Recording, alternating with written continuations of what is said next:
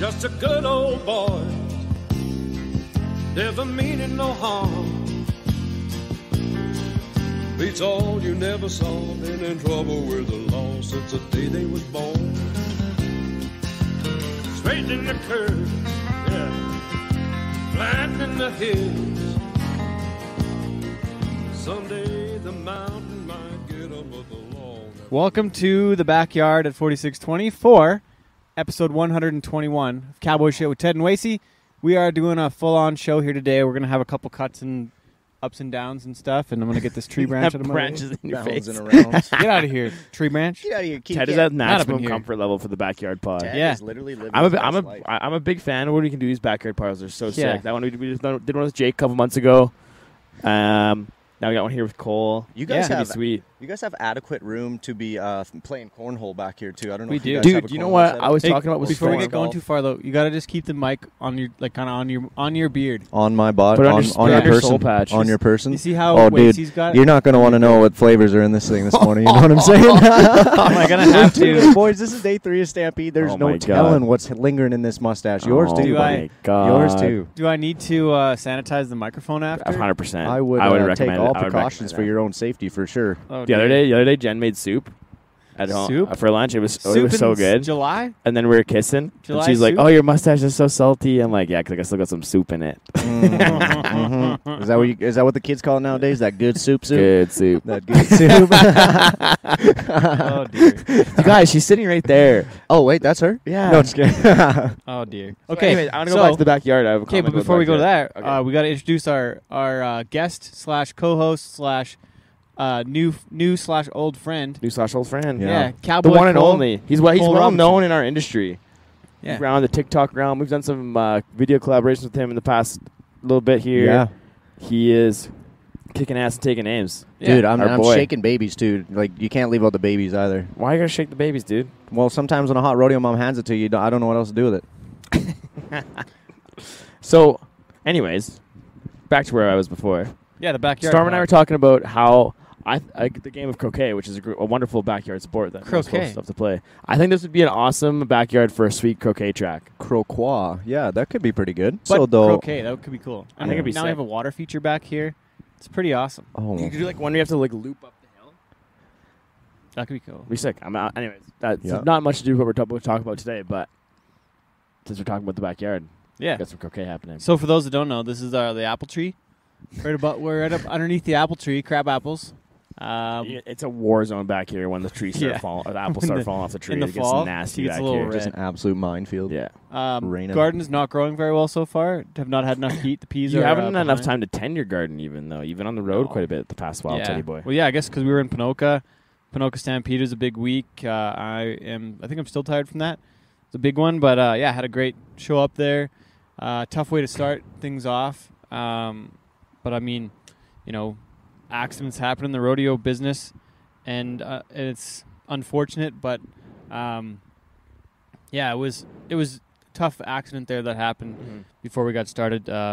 Alicia McKendrick, our thoughts and prayers with your family and friends, and I don't know what else to say with that, Wace. That was for me going to that big event for the first time and doing what I did there. For that to happen in a rehearsal was It's a tough deal. really awful way to start. But I think that the event still went really, really great. And And there's a nice acknowledgement at the end of the event, at the end of the week Yeah. for Alicia and her family, and mhm. kind of put some stuff to rest that was kind of looming over top of it as a kind of like a dark cloud in a sense. So I think that it was handled very well by the whole Ponoka Stampede team and everybody involved. So yeah, like you said, thoughts and prayers with Alicia and her family. That's a tough way to get her started, but it sounds like you guys finished the week strong. Yeah, it's ended up being a great event and lots of great content. Lonnie West, that was probably the highlight for me. Man, that was a They cool announced it as bull ride. 93 points in the beginning there. That was pretty. I finally got to see the video like not long after, a couple days after it, and it was an awesome bull ride. Yeah. A lot of times when you see those like some of those ranked bull rides, the video doesn't do it full justice. That one did. And that one was like, there was no doubt about it. That was a 92.5 point or quarter point bull ride, whatever it ended up being. And some of the photos, there's a gal who posted some photos of Lonnie, and you could like the sun was like setting in the background, and that bull was just like getting it, and Lonnie was sticking on there. Pretty cool. So It was one of real those neat. once in a lifetime Cool deals. moment, yeah. Well, that's probably one of the best bull rides I've ever seen live, I think. Yeah. Like Yeah. anywhere I've been. So hats off to Lonnie. He was on an absolute heater. The those guys, that group of guys is doing so well. Like Jared's like riding really strong. Jordy's kind of back on the big train. Out of yeah, there like they're going round. Those guys. So great event in Ponoka. Wacey, you were in Elk I was Ridge? in Elk Ridge and Clooney. Elk Ridge was cool, man. That hats off to Tanner Byrne and the Elk Ridge community or the Elk Ridge people who put on that bull riding. Man, that's a world class facility. Yeah. Like even I sent Jen some photos of my room where I got to stay in the lodge where at the golf course there, and like that's like hands down the nicest like rodeo hotel I've got to stay in my life. It was pretty dang nice. And question. Well, no. Okay, so keep going. I got something else to add in a bit. But yeah, and then I was able to wake up early in the morning and golf 9 holes before I started setting up speakers, which was really fun.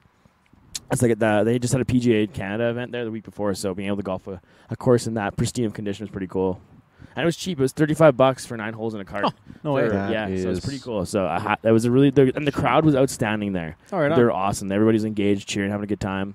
Then made some miles back to Clooney for the Friday night. And it looked like it was going to rain on us pretty good. It was scary coming in. Got out of it, though? Yeah, got out of it, and it was good event. So, light on the bull rider sides, but it was still pretty good. All nonetheless, Slim and his family, they do a really good job putting on events. They got their own screen now. Got their own screen. It's That's really fun. sweet, yeah. So, okay, a couple things. So, that weekend, and going back a little bit further, let's get into the story about... let's go back to Rocky, and then let's talk about that and with Brett. So just give people the details. So, recently, like this past week, for League of Stampede, I put out my first blog post. I figured I'd get back into the writing side of things, and I called it Between Two Rodeos. And part of that story I talked about in Rocky Mountain House in the first part of June, where I had to Dave Paulson, who was announcing there, had to end up having to leave early during the Saturday afternoon perf to go do some TV hits for the PBR in Red Deer, which was fine. Which the other side of that is that we had like you guys got hosts. We had nobody left. Like Doug was sick; he couldn't make Lee Park. Doug Young was sick, and then you had Brett was doing Lee Park. And there's no way he's making it from Lee Park to Red Deer. But they were going to let him go for the day. Oh, really? And then that never worked out, so you've got, we just had nobody left. And Jesse Byrne filled in. Mm-hmm. We had another, Sierra Yaschuk was there as well in Red Deer. We didn't have anybody left to do the show. Yeah. Well, and Dave had given me the heads up, when I got there on Thursday or Friday. The Friday, he's like, hey, man, I'm probably going to have to leave on Saturday. Are you comfortable doing the bull riding, or if you have to? I'm like, yeah, I'm totally fine doing it. And he trusted me in the job too, which was fun, which I thought was pretty cool. Yeah, so. And there's lots of help there between. Yeah, and there's Dennis is there, and you know what I mean. So honestly, the hardest part of the whole deal was trying to play music and hold a mic in my hand. I should have had the headset there. I should have rigged that up to get going. But and you've been around enough of them. You've seen enough of them, you know. Well, and I think, as I said in the story, it's if there's any event in the rodeo for me to have to announce, the bull riding is one of them. All my buddies, Lonnie and all those guys were out that day, so I know all the boys. Yeah. I'm pretty good. Pretty know most of the bulls these days. It's not like they're just pulling some jack out of the crowd to do, or some volunteer to come announce the last part of the rodeos. So, it was pretty cool. It was as I mentioned in the story, I won't be pulling an announcer card anytime soon because I don't think of myself as an announcer. But it's one of those things. Scenario where it happened. I thought it was really cool because it's we're all working together to get it done. You know what I mean? It sucks that everybody were short announcers, and it probably shouldn't happen all the time, but sometimes it does, and we all came together and was able to cover every event that was going on that day and make it all happen really good. So, and I guess anybody that I could see where there might be a complaint for a CPRA carded announcer that might not have been working that day. I could see that part of it, but the other part of it is that to bring in an announcer for seven bull rides is a little bit overkill. And I gotta say, I don't know what the point of the card system is. I could argue that way, but I don't see the point. I have my own corporate general liability insurance. If they're trying to say it's an insurance thing, if you're trying to keep it at a certain level, maybe. But it's just kind of I think it's just kind of keeping people out of it's more so keeping people out of it than it's they're closing off the circle when you have look at it right, this year, a guy like Robert Schmidt just finally got his pro card, where he probably could have had the past 2 or 3 years. He's one of our the best up and coming announcers, and we've kind of talked about that when we were having brunch here. We're getting to see a shortage of production people, really, and the back end of it, right? There's a rodeo clown shortage. There's not many people doing what we do. Well, so tell me this: if a guy if Ron McLean wanted to come and announce a rodeo, we'd be like, oh no, sorry, you don't have a card. You don't have a card, you can't do it. Announce. Yeah. Really? Yeah. Seriously? Yeah. No, or if the host of the Grant Buchanan at the Calgary Stampede, if you have a local radio personality and you don't want them to do it, seriously. I think, and again, it just go off to closing that off for no reason. We got to be able, we try to open up the circle. We got to be be looking outwards, or else we're never going to grow, and you're never going to bring new people into the game. I also see the point of trying to keep the production at a certain level, but if Yeah. you don't have actual production people at those events from the organization, you're like, What are you going to do? yeah. So I don't know. I think it's I don't know what the solution is, but I don't think finding people and doing cards to keep people in or out is. If I get fined, I'm not worthwhile. paying it anyways. I don't know why they would find you. Or even And if if they try and find Dave, I'll pay the. Oh fine. yeah, I'll pay. I'll pay And Dave's then we'll fine. write They about fine him. how crazy the card system is. I don't know, man. Like it's like again, like I'm not some guy who is sitting in the beer gardens Rocky Mountain House. Like we've been doing what we've been doing for a long time. I've been around rodeo my whole life. I've been competed in the arena, been on the production side of things now for years. Like it's not like I we've hosted a was fine. podcast for 5 yeah, years. like I talking about I did the public sport. speaking at 4-H. Yeah, yeah. Well, I'm on first, all right. TikTok. I'm on TikTok stuff. So I mean, Yeah. I don't know. It's They should be paying you to announce rodeos. really and truly. I don't want to be paid to announce rodeos. No, but I mean it's one of those things. It's just like I think it's. I don't know. I was, and then even like when writing the post or like the blog, it was never a slight against the CPRA or against Dave or anybody. It was it was like kind of celebrating how everybody came together to get something done because Then same that doesn't thing happen very often in Same rodeo. thing with Elk Ridge. Yeah, yeah. We had a bum cable. Oh man, Wacey was calling me frantically. He went we're golfing having a in the bad morning and time. was getting ready to go for the show, and he was like, "Oh, the mics don't sound right." And like, it's funny because they're the mics we're using right now, so it's not like they don't work. Like I knew that and they the worked music just sounded fine. fine too. And like we just said, like we've been doing this for a long time, so it's not like it was my first time setting this shit up. Like I know how to put everything in the right spot. I know how to like make sure everything's working, and I know how it's supposed to. I know how it's supposed to sound. You know, like that's. But you don't know the in-ears yet. But we'll work on that. That's step 2. Yeah, that's fine. We'll get that We don't get to do that very often. That's step 2. But either way, less this afternoon. either way, with the setup and stuff, like I set it up like every other bull riding I've done in the past however many years, and it just was giving me hell. And I think I was like kind of amplifying the problem because I think I was really the only one who's noticing it wasn't sounding correctly. But I was just like rattled, and I don't get rattled in those situations. Like I don't visibly show frustration, but I was visibly frustrated on that scenario, and Brett, like as I mentioned in the story, like Brett's the pro of pros. Like he was super chill about it, and like kind of just like try and help me find solutions and playing around. He had a wired mic in his truck. I went around and grabbed that to try and change it around, and then lo and behold, it was just a faulty XLR cord that was giving me shit. So I was trying to get you to like break down what it could be. Yeah. There's only so many things. yeah, and that's what I was trying to do. I and wasn't there. I was trying to help. Yeah, and you were doing your best to help me from not being able to see what was going on. And you were working a Or what it sounded show, like. and yeah, so it was a shit show. So I appreciated all the support, and then and it was funny once I changed that mic cable out, it instantly like sounded so much better. And It's even lucky it was that one. yeah, It's funny it was your main line to the yeah. first I don't speaker. know how that. What are the odds of that? Maybe it was just like a test, but Who and then knows? it was funny. Like I said, in that if you haven't read the blog post, Brett, the first thing he looks at me and says, he's like, "Well, what did you learn?" I was like, "Oh fuck, that's the last question. That's the last question I can answer right now." Let me so. get through the show and then we'll talk. Yeah. So Let's get through again, this. yeah, big shout out to Brett. He's the pro of pros to work with, so that would made it easy. But it was fun. It was a fun trip. Like Yeah. I'm looking forward to. I'd go back to TP. Elk Ridge in a minute. TP's the next one. Oh yeah, TP Creek. Going north, eh, 4 boys? 4 days in the wild. Oh man, So- out in the twigs. I'm going to save this other piece for later in the show. Let's get to Cole. Okay, so Cole, your actual name's Cole Robertson. Correct. Your TikTok handle, Cowboy Cole, with a C-O-B, C-O-W-C-O-I. Yeah. That's correct. Yeah, cowboy. Cowboy. So That's right. why? Where did Cowboy come from? Why? You know what? Where did this I originate? tried to get just Cowboy Cole with the Y, but apparently there's a few other Cowboy Coles out there in this world. No shit. Yeah, yeah. So Cowboy Cole. we reverted to Plan B, which was I texted around to some friends, "Yo, what do you guys think about this idea?" And it was the BOI ending, and everyone kind of seemed to love it. They kind of thought, like almost not new school cowboy, but like just a spin on it, you know. And it's on brand because I'm here to just crack some jokes and try and make you laugh and smile. So if just even saying my name, Cowboy, makes you giggle, well, you just made my job a hell of a lot easier. You know what I'm saying?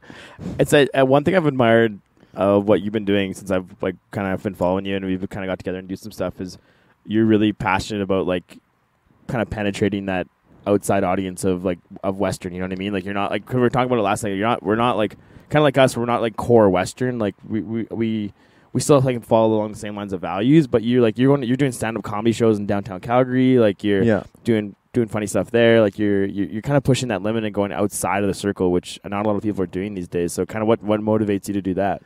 I've always just been a little bit different and kind of anything I've ever done in my life, whether it's been like when I was selling cars, when I got done school, when I was down at school, when I went and worked at the dive shop, is I always wrote jokes about it. Whatever was going on around me, whoever was around me, however people were acting, doing things like that, I've always just like wrote jokes about it. And so it was kind of like, well, if my brain operates like this, why don't I just kind of let it do its thing and see what happens? And then I tried to do stand-up for a while pre-COVID, where I'd go up on stage as a cowboy, but like without the hat and stuff, and I kind of wrote more mainstream jokes instead of leaning into being a cowboy, and they were funny. But then I was like, why am I not doing like writing jokes about what I know best? And if there's one thing that's really cool when we talk about like going outside the rodeo circle, is being a cowboy, growing up the way we grew up, has prepared us for life so much more than I ever knew until I left that circle and got put into different situations with different types of people, and growing up with the responsibility of making sure your horse is fed before you are and that he's okay. Like little things like that, man, go so far outside of our world. And so it's been a huge plus as well, because adversity, I guess, and like things that I guess I watch other people view that as a challenge, and they got to overcome that, and I'm just like, shit, dog, that ain't that bad, you know. Like I got kicked in the nuts when I was 14 by a horse, you know, like that sucks. Like Only has one testicle. I think one thing, 1.5. one thing I think I've really started to notice over the years is like you're forced, not really forced, but as a young person growing up in Western and rodeo and agriculture, like you learn relationship management at a very young age. Like BJ Cramps is a good example.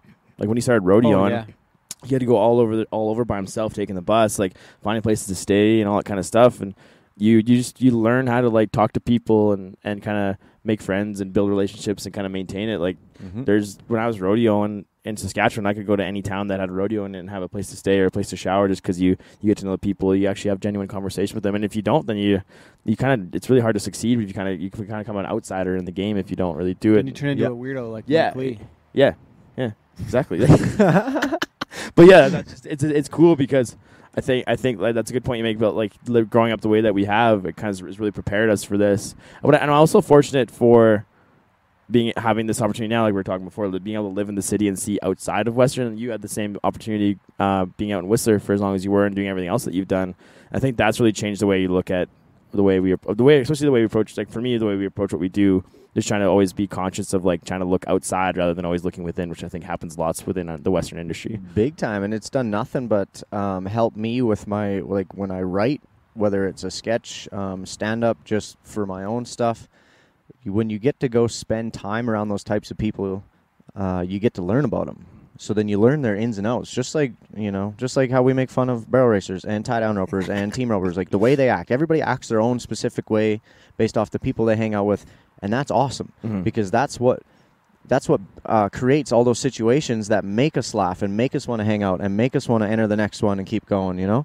So it's helped me a ton, because I did a stand-up show last Wednesday, and it's at a place called Coy's, and unfortunately Coy's is closing down, but it was always a show that the producer would always send you a message, just a reminder. Like, you got to kind of watch what kind of jokes you're telling, because there's a lot of people that come through there. And it's so true. There would be a ton of different types of people that would roll through there. But fortunately, I've had time to spend around these people. And so instead of it taking me back and be like, oh, my God, what's going on? You know how to go. I'm just like, oh, okay, well, I could probably work a joke in around this, play some fun on that. Ain't nobody going to get upset. Nobody's getting hurt, especially when it's about true things. Yeah. And I think it's a slippery slope too. Once you start, if you aren't conscious of that, it's a one-way ticket to the front page of a newspaper if you say the one wrong thing. Like we've seen it with a few rodeo clowns in the past, like just making the wrong type of joke to the wrong audience, and it goes viral, and it may not be just, but it does, and that once again brings like a negative lens to rodeo and Western, which we there's enough of that already. So if we can avoid it at all costs and kind of bridge the gap, like Ted and I talk about this all the time with people on the show. I think being able to have that like awareness to like know when and when not to is a big thing. Yeah, like we talked about yesterday. When I was pulling down in to find a parking spot yesterday, I saw that guy out there with a PETA sign talking about how like hurting animals is not entertainment. And I literally rolled down my window and was like, I'm going to say something to this guy on my way by. And then as I was pulling up to him, I was just like, What am I going to say right now out of my vehicle that's going to help this situation at all? Nothing. So I rolled my window out. Mm-hmm. What I would have liked to have done and been like, hey, man, I have another pass. Do you want to come with me today? Check it out, yeah. And I will explain and answer any question you may have, man. And if I don't have the answer, I'm going to know somebody here that does. And I would love to do nothing but answer questions. Yeah. You know? I can't make you understand. You know, it's just like an addict. You can't help an addict that doesn't want help. You know? Yeah. So, but if you're open and willing to it, and I think that's where you that's where you stumble a lot of them too, is if you kind of approach them like that, well, then they don't know how to take that. And Because I think there's a lot of times, this like we were talking about this, is it becomes a confrontation when that gets brought in. Like we get very defensive over it, and it become like say oh, they're dumb, they don't know anything, and like just it's more of a confrontation rather than a conversation. If you can turn that into a conversation, you can have with people and kind of show them and give them the opportunity to experience it.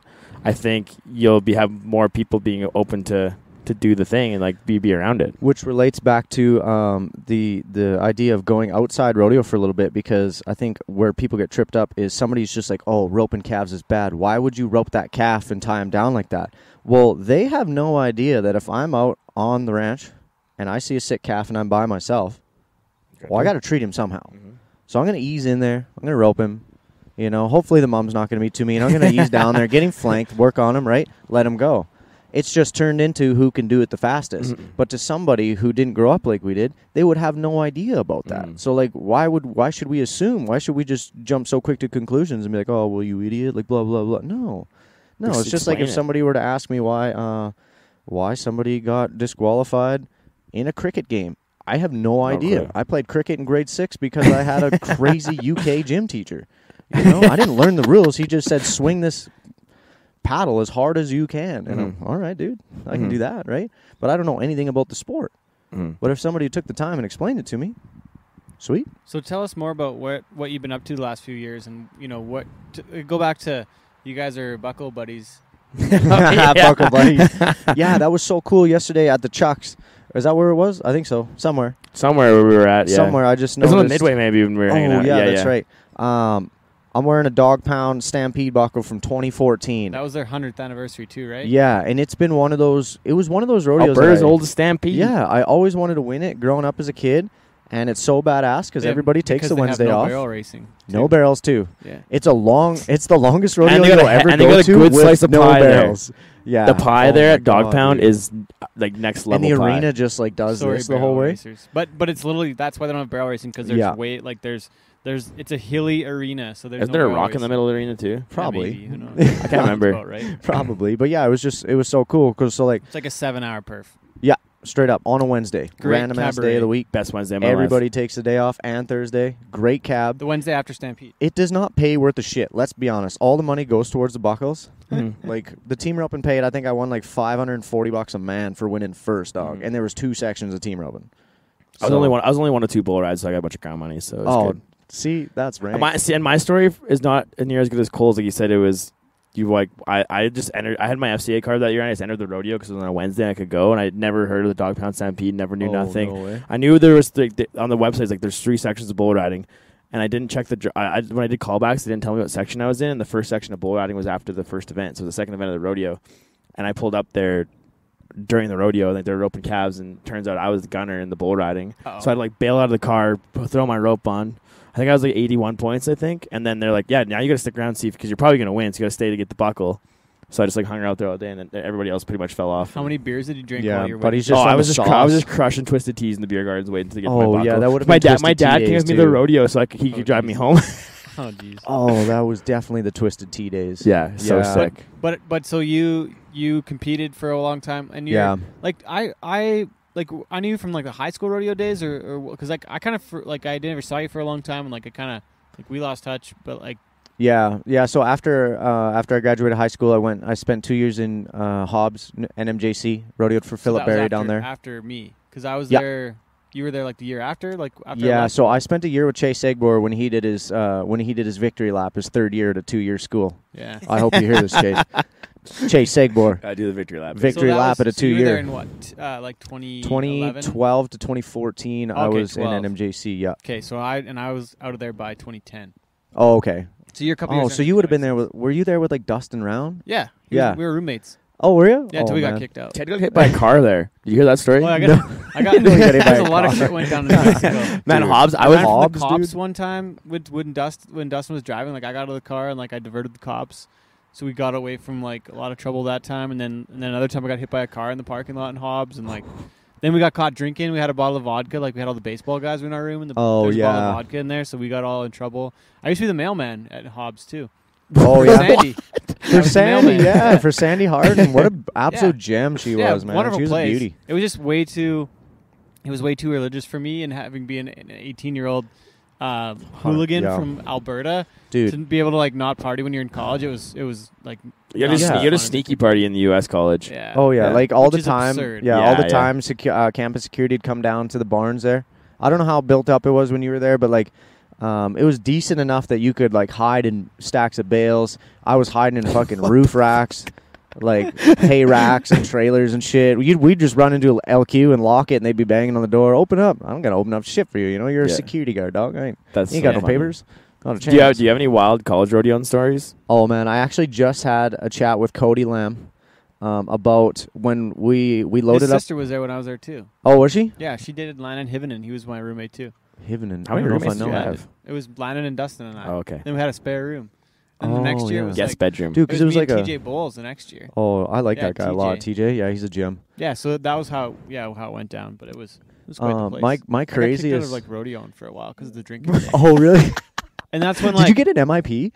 I don't think so. No. But it was just like the campus cops. But they gave a shit, and then like Sandy was so disappointed with me because she was like, she didn't think I drank or anything. Like she thought I You're was the just like, mailman, dude. total. You're a little mail Angel? boy. Yeah, but Is there What any else mailman happened? babies running around Hobbs right now?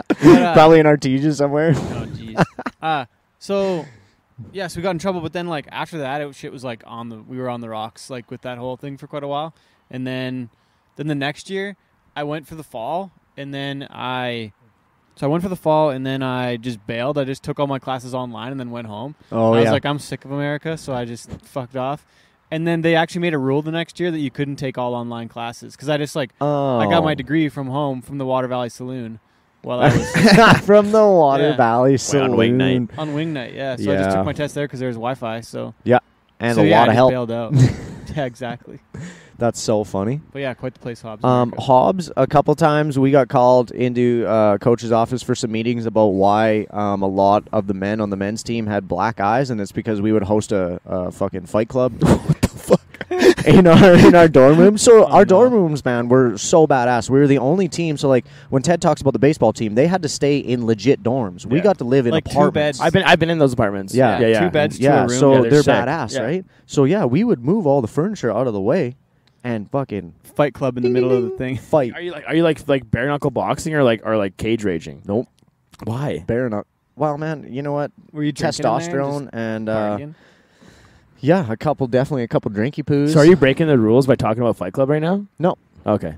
You were allowed No, to because talk it about got the Fight it Club? got shut down. It got shut down real quick. No, but my favorite story from school was a bunch of us loaded up and went to Lubbock for the night. And Cody Lamb, we took his van. We go to Hooters first. We're gonna eat. Man, Hooters in Lubbock is sick. Yeah, and then we're gonna go to what the hell is that big Western Wild West or something like that? Yeah, I was just about to. In Yeah, Lubbock? yeah. Had a Yeah. fake ID. Yeah. It's a So bad place. Cody Lamb I is have actually got a going. crazy story from that bar. Cody Lamb's going out to his van from Hooters, taking shots of Crown. Okay. Oh, This guy gets so fucked up at Hooters that he goes into the bathroom. His phone, wallet, everything is out on the table. He goes into the bathroom, passes out, Oh no. door locked. Oh no. About 10, 15 minutes go by. The manager comes over. Boys, protocol is if you can't get your friend out of there in the next 5 minutes, I'm calling the cops. But I will give you 5 if you can get him out. So Logan Bonnet is like sliding his phone under the door. We're calling it, banging on the door. As the cops show up to the Hooters, Cody walks out. Cody is hammered drunk, okay? He gets fucking put in cuffs like J-Rock in No. Sunnyvale, man. And they take him outside. Logan Bonnet goes running up to find out what's going on. Logan almost gets tasered because you do not approach You don't- Texas you don't police run at a a cop. sprint. You don't run at them. Do not run at At them. a sprint, man, that was a wrong idea. Don't ever run at So the cops. Logan Bonnet just bum rushes these cops, almost gets tased down. He talks to him. They're like, this is what's going to happen. We are going to take him, and we're going to process him, and then you guys can pick him up. And we're like, no, man, like, come on. we'll just take him home. We'll just take him home, knowing full well we're just gonna go to the bar, right? And the cop's like, here, let me do this. So he goes to Cody. He's like, you want to go to the jail or do you want to go to hospital? And they'll check you out. And if you're good at the hospital, you can go. And Cody's, fuck you, I'm not going to no fucking hospital. So boom, in the cop car he goes. No. Okay, so Cody is cuffed and stuffed, man, like a fucking 8-point buck. I don't even know. I'm not a hunter. But he's bagged, man, and tagged. Off he goes. So we're like, all right, well, we got Cody's van. See him tomorrow. We're going Got to his the bar. keys. We go to the bar, and Clay Brownlee was driving. We park. We go inside. We party. Okay? I'm not a big, like, I'm not a wheeler and dealer.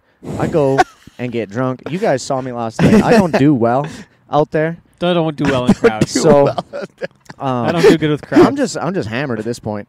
And we leave this place, but Logan and Clay have found 2 nice ladies, okay? And we leave, no van, because we parked in a no parking zone. No. The van has now been towed. Oh, no. Oh, So Logan no. and Clay go back in, round these chicks up, explain the situation. We go to 3 different impound lots in Lubbock until we find the right one.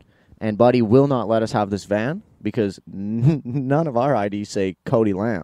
Oh, We no. have to pay this man just shy of $400 cash to get this fucking van Oh, no. out of impound to get back to Hobbs. It's like 4 in the morning. We get back to Hobbs. Oh, and you still don't have Cody because he's in jail. Still no Cody. He's in jail. I have to go back and get him. Yeah. So I wake up at like 8:39. Logan's already on his computer in the kitchen looking at the Lubbock County Department thing. And it says that Cody Lamb was released at like 6:06 a.m. Oh, no. And no. it's 9 o'clock in Hobbs, so it's 10 in Texas. Oh, Oh, no. So we're just like, fuck, we have his wallet. It's 2 We have his hours. phone. It's Oh, 2 no, you have hours all his away. shit? We have all his shit because he passed Oh out without it in, so he just got stuffed and taken Oh, away, no right? This is way. a tragedy. So a small truckload of us fucking load up, head back The to rescue Lubbock. crew. Why did you guys leave Lubbock? Oh, I mean, why does anybody do anything, really? Never leave a man You behind. know, 18 years old, I'm like, I don't know, 13 vodka slimes deep, and Oh, man. I don't know, do you remember those big pitcher drinks where they would put the LED light in it? What were those called? You never saw those? I never was partied that an hard, I guess. Absolute nightmare. That sounds man. extra party. It was an absolute nightmare, but they would give You you a party picture of differently this than thing, me. and they would put a glow stick. a glow stick in That there. can't be healthy. So it just illuminated green, and of course it was very good for you. And so we drive to Lubbock and we go to the correctional facility. Go in there, no Cody anywhere. Oh, no. And the guy, we're like talking to the front desk guy, and the guy's just like, don't know, man. He got released. I don't know where he went. But the jail's kind of like outside of town, and it's like on the side of town that's sketchy on Lubbock. No way. Yeah. This is how you so end up we're on just 48 like- hours. So literally, we're like, he is getting butt fucked by a meth head in the ditch, and or he has been kidnapped by illegals. He's on his way to take drugs. He's being trafficked. Yeah, he's being trafficked. Cody's or getting human or trafficked around starting to Lubbock. do Be a some slave trafficking. worker. Like the worst is coming into our brains, and we're all asking each other when, like, at what point do we call his parents, and at what point do we call the cops? We lost Cody. Yeah, we've lost. It's this like the man. hangover when they lose Doug. Yeah. So we searched Lubbock, man, for a couple hours. There's another rig of rodeo team kids coming from Hobbs to like continue the search. We end Holy up shit. having to go back, dude. It reaches a point. It's 5 p.m. And we are all in Hobbs. Luke Creasy is with us. This is when he used to hang around What? Hobbs. Yeah. You guys never got Cody? It's 5 p.m.? Yeah, dude, it's 12 5 hours p.m. after his release? And we are literally, and Luke Creasy is like, you guys need to call his parents. Like, we need to start making some fucking phone calls. This man is missing. Turns out, an hour later, when we're on like full panic mode, about to call coach too, bang, bang, bang on the door. Logan opens the door. Cody Lamb standing there in a women's jacket, screaming his head off. We got dirty cussed by Codifer Lamb that day. I guess. Oh, I would've- my God. I suppose so. That's So, fucking bad. He Holy starts shit. to tell us. He Yeah, starts to his tell us. adventure back. Oh, my God. Frickin', he gets put in the slammer like MC Hammer. He's like shivering in this cold ass cell, and they kick him out at like 6. And Cody's like, well, what am I supposed to do? Like, I don't know where my friends Can I get are. my I don't one have my phone phone. call? I have no like, money. I don't Yeah. know their phone numbers in America yet? Nothing like that, right? No way. Because we're still pretty fresh down there. And Oh, my God. this lady cop sees him standing outside the precinct, or whatever you'd call it, just shivering, because it's like February in West Texas. It's It's not fucking warm. It's cold. not warm. It's winter. Gives him her jacket, and he hitches a ride with these Mexican guys to Lubbock, gets a coffee. He had enough money in his jeans for a coffee and a bus ticket. So he rode the bus from Lubbock to like Seminole to Loveland to like another small community to another small community and then to Hobbs, man, and got in. He left at like, I don't know, got on the bus 10 like 10, got into Hobbs like 7. And just for those that know, it's a 2-hour drive. Yeah. If It's you're a going long direct. way, That is, dude. anytime Across the West bus Texas. sucks. Oh, my Yeah, God. and I'd so- have been so pissed at you But like, guys. I honestly, like, thinking back on it, we could have done a lot of things, a lot of ways different. But ain't nobody got hurt, so He's all good. glass He's half so- empty or he's half here. full. He's here on Did the he, write a, Stampede. did he write a song about it? I hope he does. I haven't heard him sing anything about it, but he probably should, Holy shit. because that is hands down my favorite Yeah, college that's a story good of one. all The time. Drunk Tank Blues. Call Losing that. Cody for Holy. Lamb. That's a good story. Holy shit. Holy shit. So, okay, so go back a little bit, though. You went to Hobbs for a while, then you kind of went searching. Like, there's some shit that Yeah, you wanted I, to Let's do some wandering. Yeah, I transferred to Texas Tech, and I went to Tech for a year and a half. But this is a What prime are you example. educated in? What's that? What are you educated in? Nothing. No. Because this is a prime example of why I went wandering, is because I went to Texas Tech. All my friends were going into ag economics. So I was just like, fuck yeah, I'll do that too, right? Hang with the boys. That ain't how it works at a school like Tech, okay? I was in a math class of 350 kids. I can do math, but I'm not like good at math. And when I needed help, I didn't know where to go. I didn't have the money to pay for it. And I just found myself sitting there going, why am I looking at graph charts and bell curves when I don't even like that? So I packed up and went Respect. home, you know? Tried some shit out at home, tried to start a couple businesses, and then I was just like, well, this is kind of dog shit. What'd like, you try? What'd you do? I started a landscaping business. I got my real estate license. I sold cars. I really leaned heavily into sales because I like talking to people. Did you smoke darts and wear a windbreaker when you sold cars? No. No? No. Did you ever slap the hood of one and being like, this baby's got 200 horses under the hood? No, but I accidentally slapped an old woman on the ass about it. No, I'm just kidding. I'm just kidding. I meant to hit the trunk, and I hit her right in the hind. Is what it Serious? is. No, I'm dead. Oh, I'm dead ass fuck. joking. That'd be so funny. Oh, man. No, no, I didn't last very long at the car dealership because when I got there, Okotoks GMC was like still very country, very Western dealership, but they just got bought out by that Kaizen Automotive out of this city, and we went through like 3 GMs while I was there. One guy actually got escorted out by 2 of the head owners and the police because he was caught snorting cocaine and doing the secretary all in one evening. So Oh, wow. That's a he hell of a almost had the night. triple threat, but he was a bit of a pussy if you ask me. Jeez. So when the last GM showed up and stuck around, he all brought us into a meeting one day and was just like, "Okay, guys, at the end of this month, there's going to be no more jeans, and you're going to have like a nice, always in a collared shirt, obviously, but like they wanted like dress collared shirts, dress pants, business dress shoes." That ain't you, man. And I'm just like looking around at Told all him to these go- people. Just told him to go fuck himself. And I was just like, smell you later. and we would be like, no, this is like a country dealership. This is why people come here. People come from the city to us because it is a small town feel. I'm not going to sit here and stab you with a knife until you buy something. And I'm not going to try and shove you into something that isn't going to work. Because at the end of the day, I have morals. Not saying anything bad about car dealers. Man, that's a tough But- gig selling cars. I had to throw the windbreaker and darts thing in just because I went to a RAM training thing one time, and it was like a room full of guys with windbreakers, and they all had smoked darts during the break and had slick back hair. It was But wild. you know, when you think about it, though, if you're out there ripping darts in the parking lot, you're going to catch those lingerers out there looking. It's true. And you're going to catch people that It's walk true. before they even get through the Sales door. tactic. That whole where it's an even playing field here, you know, everybody gets a walk in. Fuck that. If you're out there, you got them. You know what I'm saying? So if you're out there smoking darts, I could see that for sure. Smoking darts and selling cars, boys. That's how Yeah. you do it.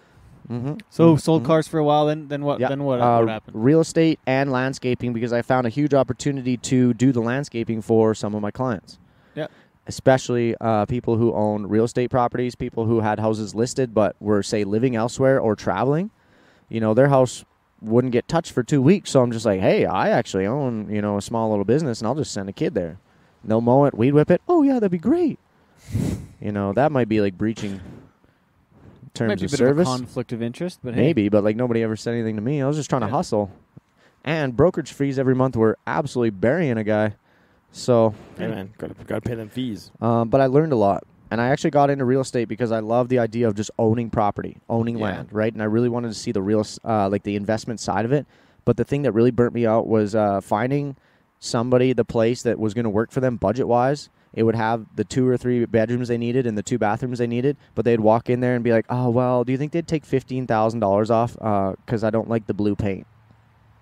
And I'm like, no, they won't take $15,000 off for something you can fix tomorrow. Like For $200. For not $15,000. So it was things like that burnt me out because I've got into a lot of things expecting one thing but didn't look into it enough and had to learn the hard way, which has helped me out a lot doing what I'm doing now. Because you'd be like 28 or 9? 28. 28. Yeah. And then, so then you were in Mexico for a while? What was next? Yeah, I really wanted to travel, and my sister and I did a trip to Huatuco, Mexico, which is where my parents went quite a bit. And then we were going to go to Huatuco, Mexico, dive, and then go over to Puerto Escondido, which is a big surf town. And we were just going to go hang out, surf, party with the locals. But I fell in love with diving, and I fell in love with the dive shop and the people that work there. And I like to consider myself as just like an all-around athlete, so I like picked up diving really quickly. How'd you just leave home for that long? Like, how long were you down there for? On that trip, it was only a couple weeks, but when I went and worked at the shop, I was gone for almost 4 months. Yeah. Yeah, because I worked at the dive shop for 2.5 months, and I started traveling Guatemala and did quite a bit of Guatemala, and I was going to start heading more south to like Costa Rica, Panama, maybe hop across to Colombia, and that's when COVID hit. Oh, okay. And I got stuck in this little village on a lake called Lake Atitlan, and you can only get to this village by boat. And it was awesome. It was like me and 12 or 13 other people from all over the world, a couple Australians, couple UK, there was like a couple Netherlands, Norwegians, a couple Germans, and we literally just did things my mom would not approve of and hung out and combated COVID, my man. Really? And That's almost got cool. arrested by the Guatemalan police one time, actually. Oh, my God. Because the hostel I was staying at was called Free Cerveza. And so they would serve free beer from like 2 to 4. And 4 o'clock is when supper started. So you would put your name down for supper, and then you would be able to get free beer. And they came in small cups, right? But like you're talking to a The Canadian, name so I of the left with an hostel was Free armful. Cerveza? Yeah. Oh, shit. Badass, man. If you ever get a chance to go, because you can like glamp in it, and you're staring at a volcano. So you're literally like, the hostel just looks out towards the lake, and it's like, volcano, volcano. Oh, I'm sitting in a hammock watching it puke out smoke. Badass. So super cool. But the Guatemalan president put a curfew on the country that you could only leave your residence from 4 a.m. to 4 p.m. And alcohol sales were to stop after 5 p.m. Sales. So this place was just like, well, we're all trapped here now. We all figured out, like, obviously this place can't house us all for free. And we are all trapped here, so let's figure out a price that's going to work for everybody, that we can survive and you guys can survive. So we figured out what that price looked like. So then it was just kind of like a free-for-all beer anyway. Well, the fucking Guatemalan police in this village, 3 of them, reached over the gate, cracked the latch, came walking in. One guy came in with his camera out, recording all of us. The other guy was swinging handcuffs, and the other guy was fucking literally walking around like this with his hand on his gun, going up to every single person with a beer, speaking Spanish to him aggressively. Like, I know enough Spanish to get into a fight, not enough to get out, but you can tell when it's not good. And it was not good, dude. And they were like, the manager and the general manager had to come down and obviously they both spoke Spanish fluently, and had to basically talk them out of arresting about 6 of us that were holding alcohol. Drinking beer at 5 p.m. Yeah. On a private property. Because to them, the cops are like, well, you sold it to them. And they're like, no. This is included, like, blah, blah, blah, like free cerveza, blah, blah. And they're like, no, they would have had to buy those. And it's after the curfew. So and when was this? Was this like March, this April, was, May? This was... How long were you there for before you came home? That was I got home like middle of April when I had to so you were there locked down for like a month. Yeah. Jeez. And to get out... There's no flights for a long time probably. You were just kind of fucked for a bit. Well, yeah, we had to get to Mexico to fly. So you had to take a bus to Mexico? We took me and this girl from Toronto who was an absolute basket case. She was a recovering drug addict. Oh, no. And I was... Did you do drugs again when she was there? No, luckily she didn't relapse. It would have been the place to do it, though. Yeah, thankfully. Holy. But how it worked was I stayed at this surf town called El Paradon, and I made friends with her friend Amanda from Toronto, and then the guy that Amanda was really good friends with from Australia, Jordan. And so we were all going to meet at Lake Atitlan, but then Jordan and Amanda got stuck in Paradon because of COVID. And Paradon's like 2 hours on a gravel road, no cell service, no Wi-Fi unless you work for a hostel out there. So they're like messaging me like, dude, we're not going to make it. And then I'm just like, fuck. So that means I'm stuck with Joe? Like, not talking shit about her, but like, was not my cross to bear. You know what I'm saying? Mhm. But I housed this girl, and I took care of this girl, and I got her all the way to Mexico City and on a plane to Toronto without anybody getting stopped, arrested, anything like that. Because we had heard there was a group of guys that left our hostel to get back to Quebec, and they got stopped and had to pay the Guatemalan police to keep going. And with that curfew, 4 to 4, the shuttle services as well were like, well, it's 8-hour round trips. So, like, we have to watch out for our guys. And so we had to, like, I put all my faith in this lady on the mainland and was like, this is my name. This is what we will pay. 2 of us. But, like, I don't know how to book a boat because a boat has to come get you, a lancha. And the lanchas don't start running until 7 a.m. And they had to pick us up at, like, 4. And then the hostel was like, okay, well, if you guys leave, like, you got to go. So as soon as we stepped out of this gate, it was just like, holy fuck. And it's like 4:20 in the morning, and I don't see no boat. Oh, shit. But you heard a little engine and a little tiny light going around the corner, dude, and they picked us up. But, yeah, it was The beacon of hope. It was an 8-hour shuttle ride across Guatemala. We got stopped by the police. The drivers told the police that we were their family, and they let us go. We get to the border town, exchange some Guatemalan quetzal for pesos, get hassled by a shitload of, I don't even know, border people. Border towns are not cool. Get hassled, walking past Marines with massive guns to walk across this bridge into Mexico. This girl is literally in tears. She's crying. And I'm like, you got to hold it together. Like, we are almost at this border crossing. You got to hold it together. She walks up to this guy. He takes my temperature. Bueno. Waves me by. Takes hers. Bueno. And she goes, really? Because I feel super hot. Maybe you should take it again. And I'm like, shut the fuck up. Let's go, dog. Like, dragging her past the security guard. Get into Tapachula, Mexico. We meet some people from Quebec who know enough Spanish to get us a cab ride from this border town into the city to the airport. Wait at that airport for 6 hours to get on a plane to Mexico City. Stayed the night in Mexico City. Dallas the next day. YYC that night. Damn, dude. Cowboi Cole's back to Canada, dog. It was gnarly. It was gnarly. That's quite the experience. So when did you start doing? When did you start this racket? And then when were you a ski bum too? I went to Whistler the winter of 2020 because that Amanda girl that I met in Paradon. Oh, her, like December. Yeah. So you were there the first COVID winter. Yeah. Then they were like on and off and on and off. Like it was a total shit show. Oh, right? and it was still an absolute riot. And Whistler really messed up because it got to the point to where they're like, well, we're just going to close the bars at 8. Then you kids can't drink. Well, then it turned into 150-person house parties, man. Like, yeah. Place was just bumping. And they're trying to, like, hand out COVID fines and shit like that. And work and Whistler Mountain and shit's trying to, like, threaten people with their job. And it's just like, no, you're not going to do shit, dog. Like, jeez. Yeah, it was pretty nuts because, like, yeah, we were supposedly all locked down. But, like, I was a sales manager at Roots when I was there. Just living the dream, man. Working right in Whistler Village. What was your discount? 50%. Sick. Yeah, Roots. dude. I loaded up. Roots is expensive, too. Like, if you get a 50% discount, dude, that's sick. Oh, yeah. But all their stuff, so I love Roots, man. Like, ever since I was a kid. So nice. I love their hoodies, their Beauty. sweats, man. Yeah. But people from Ontario, they'd, ask me questions. And then they'd be like, oh, you're from Alberta? Like, we're from Ontario. And I'm like, oh, yeah, right on. They're like, yeah, we locked down, so we'd figure we'd come out here. All right, cool. Didn't matter to me, to be honest. I really could have given a shit. But to a lot of people out in Whistler, like, especially the locals, they were, like, so mad that people were traveling to Whistler, yeah, and like threatening. All they cared about was getting their laps in on the mountain. Yeah. They were just like, I swear to God, if people get my mountain shut down again, like, I'm going to fucking snap. And I don't blame them because there's literally nothing else to do there unless you like to do drugs and party. Like, I went there because there was good people I knew, and I wanted to snowboard and just hang out. I'd never been that far.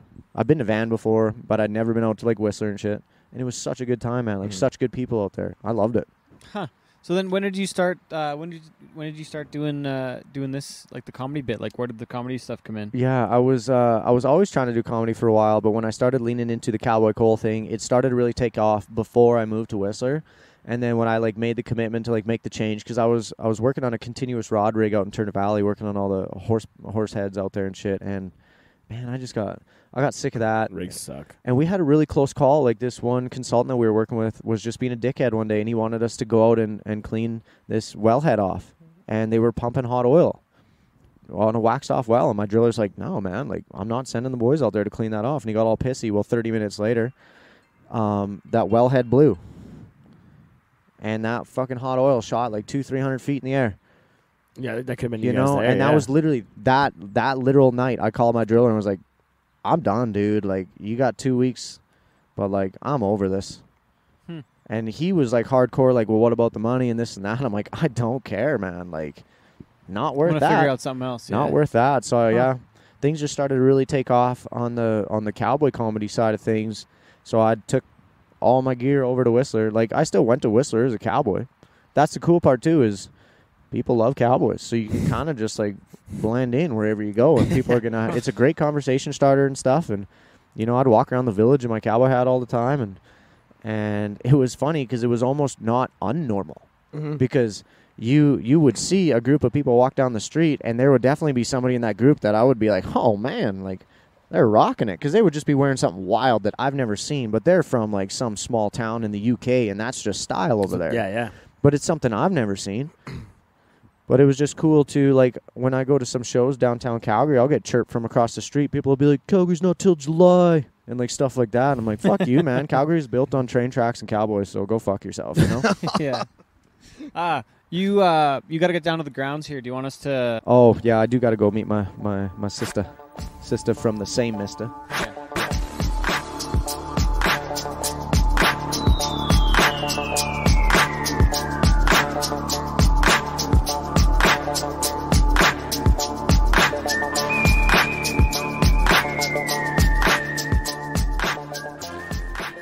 Stampede to wrap up with Cowboy Cole. Yeah. How the heck of a first half, though? Yeah, what we got to his point in his pandemic life. We pretty much in got Central to America. Yeah, pretty much got to where we are today. But he's close. He's done some cool shit. Close. He's also works in the movies and does a lot of cool shit that way. But wait, so we haven't even thanked any of our sponsors yet. We have a new sponsor to talk about. It's Girty Leather Company from Oklahoma. Our friend Ethan Girty made us a couple belts. Wacey's got his. He's been wearing it all Mine's week. at the house, Stampede. yeah. I got this cool new one with the buck stitch, the white buck stitch. It was white. It's already getting dirty, but I think that's just how she goes with the buck stitch. But busted out the Jasper buckle again, too, Wace. Good to have that baby going. Got the beaver on it there. So thanks to Ethan Girty Leather Company. Check him out. Check him out on the gram. Check him out on the line. Girty Leather Co. is his handle. Yeah. He does outstanding work. I'm so stoked about my belt. It looks great. He literally is a stay-at-home dad and does leather work, and it's pretty damn cool. He does premium leather goods, handmade in Oklahoma. Ethan Girty is the owner and maker. Check him out at GirtyLeatherCo.com, Instagram at GirtyLeatherCo, or GirtyLeatherCo at gmail.com. And Girty is Girty. Ethan Girty hooking us up. Got some new belts. We're back in business, Wace. We can't forget our friends over at EquiLix and EquiPride. Proud sponsors of Darcy Flat at this year's Who's Calgary isn't he? Stampede. Did he win both Cowboys nights so Rangeland far? Derby. No, he won the first night. Won the first night, but he won his heat again. Yeah, so correct. The EquiLix wagon is coming in hot. Those horses must be feeling good, Wace. Must be feeling good. They're on their EquiLix and EquiPride. EquiPride is the top dressed meal form, and EquiLix is a free choice lick tub and is the only non-molasses protein on the market. Both options are great for feeding your horse. You can try this amazing horse supplement product by asking your local feed store to bring in EquiLix and EquiPride today. Thank you to EquiLix and EquiPride for sponsoring the show the past couple of months. It's been pretty cool to have you guys on. And pretty cool to see your wagon doing well at the Cowboys Rangeland Derby down at Stampede Park. So looking forward to checking that out more often. 3 days of Stampede, 120 episodes, Cowboy Cole. It's been a fun few days. We're making the most of my few days in Calgary before I have to take off to TP Creek. Yeah. Going to be a big week up there? Yeah, it'll be good. I get to work with Bob Schmidt and Doug Young and the announcer stand, so I think that'll be super fun. Yeah. The TP Creek committee is also a great group of folks, so I'm looking forward to working with them again and spending 4 days in the wild. So can't wait to check it out. Gonna be little sad to leave Stampede. I do love, as anybody who knows me knows, I love Stampede. So sad to go, but it's been a fun few days so far, and looking forward to a couple more awesome days. And also, we never really talked about it. I got to do you also got to do the first 3 days of the Cody Center Bill busting. Yeah, that was a great show too. I got to fill in for you on the Friday night perf, which was super fun. We had a great time. It was an awesome crowd there. So hats off to Cody for having another successful 4 shows. Pretty impressive. They can put on a Friday night perf during Stampede and sell it out, and it'd be really awesome. Yeah. So I think there may be some more to that show next year. I think we'll say that. I think man, honestly, I think that's like a a destination event for Stampede. If you're coming to town, or if you're a company looking for something to do with fun to do with your people, like go check that out. It's an authentically Calgary event. It's very uniquely Calgary. Yeah, it's a good deal because that's a good way to put it. You can go kind of spend an evening with your colleagues or your clients or friends, whatever you want to do, in a little bleacher and drink some beers and be up and close and personal with the bull riding. So I think it's really cool. And the team that they bring in there is outstanding, like from FM to Jeff and his Splash FX Jeff crew Backus, and just Peter Jabrad, it's Reese and Cody, the best. Yeah, and Rhonda and Jordan, the whole Snyder. And the Snyder family, those that they hustle to get that thing happening, and the Great Eagle Event Center, like they do a good job hosting it. And man, it's a cool event. So if you make your way down there, I highly recommend it. I think it's far better than Ranchman's now. Oh, I used to miss the Ranchman's thing. Yeah, but like now, it's so nice to have the space, and then for them to have the event inside afterwards, like total game changer. I think that they've have space and be able found to a good home there. Yeah, such a wreck. Yeah, I think they've really done a good job that they found a good home there. So, we had a heck of a time on the Friday night. Oh, so anything else to add to that? Nothing to add. I'm not trying to cut you off. No, you're good, man. That's all I had. Okay, so we had another one earlier where I did cut you off when we were talking with Cole because I wanted to make sure we got to one piece. I don't know if you finished your story from the beginning of the show.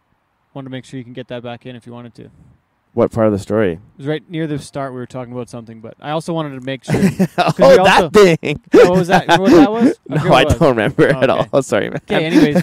But we have like half of our listeners are in the U.S., so we have to focus on some U.S. stuff.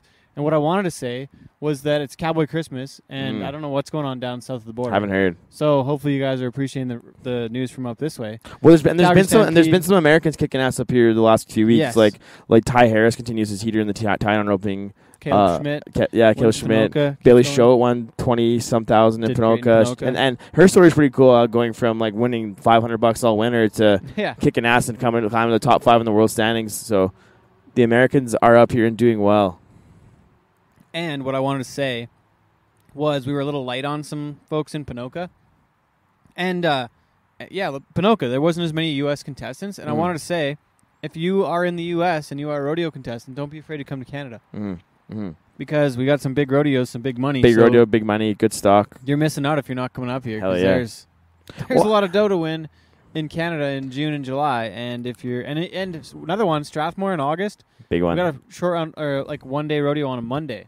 They got one of their perfs on Monday on the long weekend here. Not a long weekend in the U.S. Nowhere else you can win that kind of money. $20,000 one header in Strathmore. And Armstrong, the tour finale there. That's a big rodeo. Yeah, we're gonna have a PBR there one night too. Going to be pretty electric. Hell at that venue, I'm thinking. So and even so, like even if you could, and you don't have to go to many rodeos to get to the CFR. Like if you do some winning, and you do it right. Like the CFR is a great rodeo. Pays a ton of money to win the rounds. And you can get everywhere in the Canadian Pro Rodeo schedule. You can get to from Calgary within about 8 hours. So hey, we'd love to have you up here. Yeah, our American friends. And as far as what's going on in the U.S. Not much. We don't know. We've considered making an appearance down at the Cheyenne Frontier Days for that 1 day rodeo. It might be tough to get to, but we'll see what we can do. Maybe if we end up down there, you guys will be the first to know. Yeah, we'll see. So one more thing I want to get to though, Wacey. We had I saw it on Instagram this morning. I was kind of disappointed because we talk about having not enough bronc riders and not enough rough stock guys, and then I see a video this morning from a rodeo, and it's a novice saddle bronc horse. That just is like, they're highlighting the fact that it's one of the rankest horses of the rodeo, and it's in the fucking novice saddle bronc riding. That's not how you do it, man. Just want to say, if we're trying to build cowboys and have a future in our sport, we probably shouldn't put the rank ones in the novice. Yeah. Just saying. Well, and that goes down the line of like the novice and even in the steer riding to junior bull riding. Like you don't need to be like, you got to build confidence. Yeah. And I think that's like there's a big gap between the industry, the bucking horse and bucking bull industry, where a lot of time and effort was put into that to make it what it is today. But now we need to kind of focus back on building up our athletes and giving them opportunities to grow and become the pros that we need right now. To be like we talked about, even like with Cole, there's a shortage of personnel, but there's also we're seeing a shortage on the rough stock side of things, and that's getting to be pretty scary because there's not many folks coming down the line to kind of fill the gaps as guys kind of move on in their careers. So if you're a contractor and you got to rank one, please don't put it in the novice. Please don't hurt the Give people. us the old nice campaigners in the novice. Get those kids some confidence, and if they want to ride broncs, let's try and help them instead of kill them off. Hell yeah. nobody gives a shit if you got a rank bucking horse if you're not going to have any bronc riders for it in the future. So Yeah, hell no. That's not the way to do it. yeah, I don't got anything else, Wace. You got anything else? Well, I got More one thing? more thing to talk about Yeah. with our friends from EquiLix. We're back. Hey, horse people. We've teamed up with EquiLix and EquiPride, who are all-in-one vitamin, mineral, and digestive supplements. They have 0 starch, 0 sugar, 0 molasses, and consist of probiotics or prebiotics, digestive enzymes, and broad amino acid profile. They're awesome. They are so great. They're excellent for hoof growth, your horse's coat, and colic issues. If that's not enough, with all the nutrition packed into one supplement, you will save 20% on your forage needs, which we all know hay is not cheap these days. Hey. So hey. So try these amazing horse supplements today. Talk to your feed store, ask for EquiLix and EquiPride. They'll fix you right up.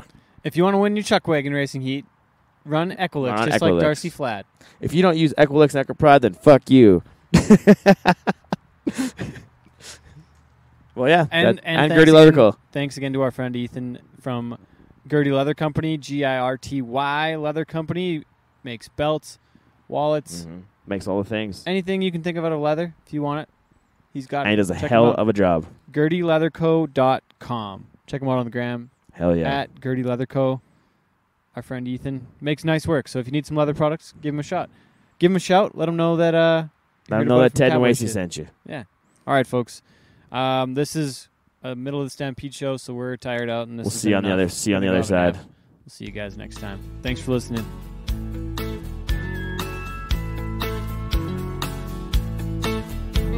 Sister cries out from her baby bed. Brother runs in, feathers on his head. Mama's in her room, learning how to sew. Daddy's drinking beer, listening to the radio. Hank Williams sings Elijah and Dear John. And time marches on. Time marches on.